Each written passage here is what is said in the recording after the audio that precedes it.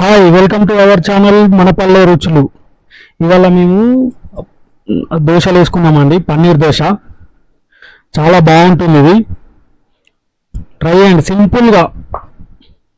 Simple మనం రెగ్యులర్గా ఎట్లయితే పిండి వేసుకొని అట్లా వేసుకోవడమే బాగుంటుంది. సింపుల్గా మంచిగా వేడిగా అట్లా పెనం పెట్టేసుకొని మనకు దోశకు ప్రిపేర్ చేసుకున్న పిండి వేసుకొని ఆయిల్ వేసుకొని పన్నీర్ను చిన్న చిన్న పీసెస్గా కట్ చేసుకొని ఆ విధంగా టాపింగ్ చేసుకున్నాం అనుకో, మనకు వేడిగా పన్నీర్ దోశ రెడీ.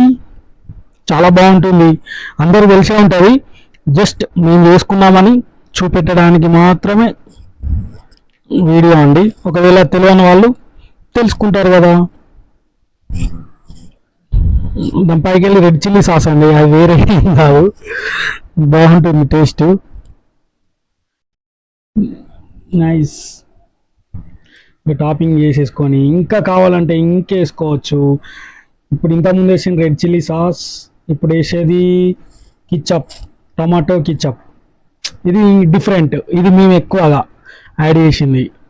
అది కిచప్ కానీ రెడ్ చిల్లీ సాస్ కానీ ఎవరు యాడ్ చేయడు. ఇట్లా ఎక్సలెంట్ ఉంటుందండి దోశ. ట్రై చేసుకోండి ఒకసారి, బాగుంటుంది. Thank you.